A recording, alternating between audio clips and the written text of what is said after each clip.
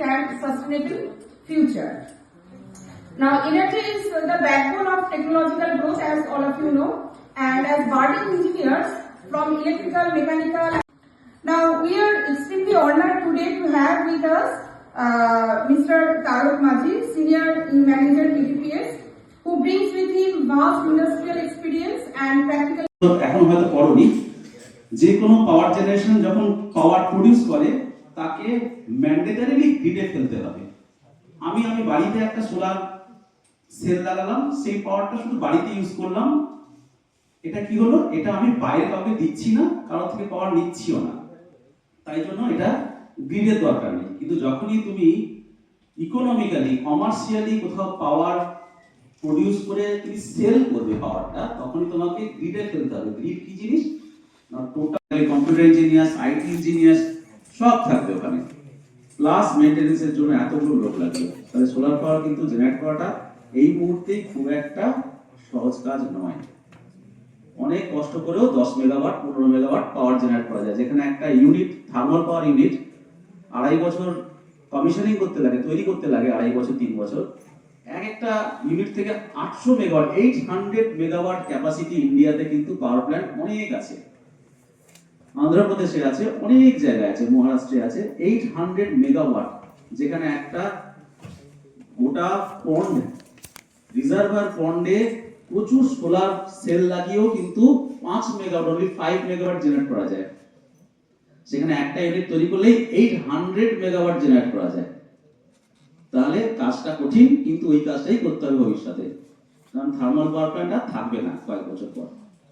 নতুন কোন ওয়েস্ট বেঙ্গলে থার্মাল পাওয়ার প্ল্যান্টের কিন্তু পারমিশন নেই। আর ওয়েস্ট বেঙ্গলে ঝটপট সিচুয়েশন সব চেঞ্জ হয়ে গেছে।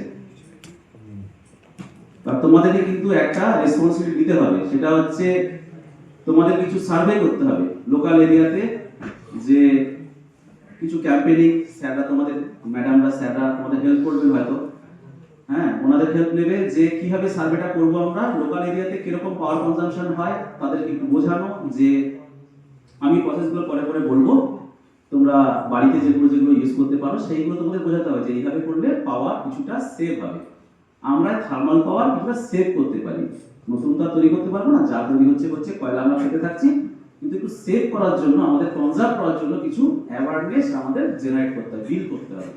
লোকাল এরিয়াতে তোমরা একটু যদি ক্যাম্পেইনিং করো যে এই জায়গাগুলোতে তো আপনারা একটুখানি পাওয়ার কনজার্ভ করুন, বাড়ি থেকে বেরোলে সুইচ বন্ধ করুন, ফ্রিজ খুলে রাখবেন না, ফ্রিজ থেকে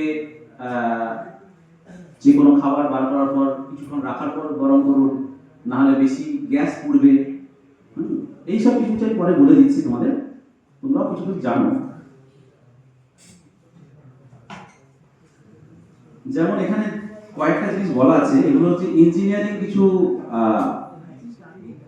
ইকুইপমেন্ট, যেগুলো দিয়ে কোথাও কোথাও এনার্জি কনজার্ভ করা যাচ্ছে। যেমন এইচভিএসি, তো কেউ কেউ যদি কারো বাড়িতে যদি ইভি গাড়ি থাকে দেখবে, নর্মাল একটা এসইউভি দাম যদি 12 লাখ হয়, তাহলে সেটাই যদি ইভি হয় 20 ওপর দাম হয়, 20 লাখের উপরে দাম হয়, কিন্তু রানিং কস্ট ওদের অনেক কম। সেই একটা হাই ইনিশিয়াল ইনভেস্টমেন্ট রয়েছে, টেকনিক্যাল অ্যাওয়ারনেস এখনো অনেক কম, এখনো সেই লেভেলে কাজকর্ম, মানে লোয়ার লেভেলে যারা লোয়ার টেকনিক্যাল ক্যাটাগরিতে আছে তারা এখনো পর্যন্ত যায় না। কিছু রিসার্চ অ্যানালিস্ট তারাই একমাত্র ব্যাপারটা নিয়ে কাজ করছে, তার বাইরে এখনো নলেজ ট্রান্সফার হয়নি। প্লাস হচ্ছে পুরোনো যে ইকুইপমেন্ট গুলো আছে সেগুলোকে ফেলতে হবে। Is naturally replenished, cleaner and increasing cost effective. কম দামে কিন্তু এটা পাওয়া যায় আপনার রানিং কস্ট কম। রিনিউয়েবল এনার্জি রানিং কস্ট অনেক কম, কিন্তু নন রিনিউয়েবল এনার্জি যেগুলো, সেগুলো কিন্তু রানিং কস্ট কিন্তু খুব হাই। একটা সোলার সেল ঘরে লাগিয়ে দেখবে, ওর কস্ট কিছু প্রায় নেই।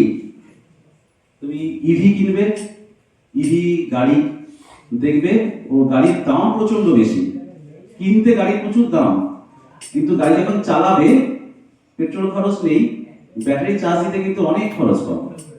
ঠিক আছে, তাহলে আমরা why to conserve, যেটা বললাম, we have limited fuels available on earth, our demand for energy is increasing day by day, and it is possible that is naturally replenished, cleaner and increasing cost effective. কম দামে কিন্তু এটা পাওয়া যায় আপনার running cost কম। Renewable energy running cost অনেক কম, কিন্তু নন রিনিউয়েবল এনার্জি যেগুলো সেগুলো কিন্তু রানিং কস্ট কিন্তু খুব হাই। একটা সোলার সেল ঘরে লাগিয়ে দেখবে, ওর কস্ট কিছু প্রায় নেই।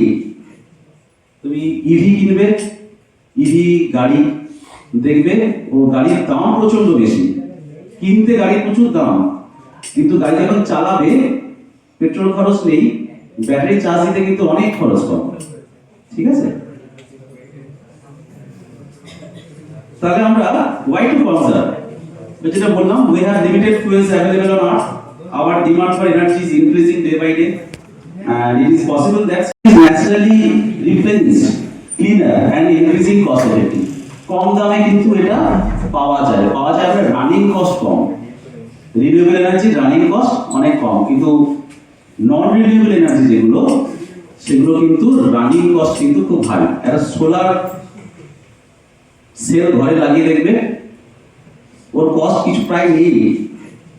তুমি ইভি কিনবে, ইভি গাড়ি দেখবে, ও গাড়ির দাম প্রচন্ড বেশি, কিনতে গাড়ির প্রচুর দাম, কিন্তু গাড়ি যখন চালাবে পেট্রোল খরচ নেই, ব্যাটারি চার্জ দিতে কিন্তু অনেক খরচ কম। ঠিক আছে, তাহলে আমরা why to conserve, যেটা বললাম, we have limited fuels available on earth, our demand for energy is increasing day by day, and it is possible that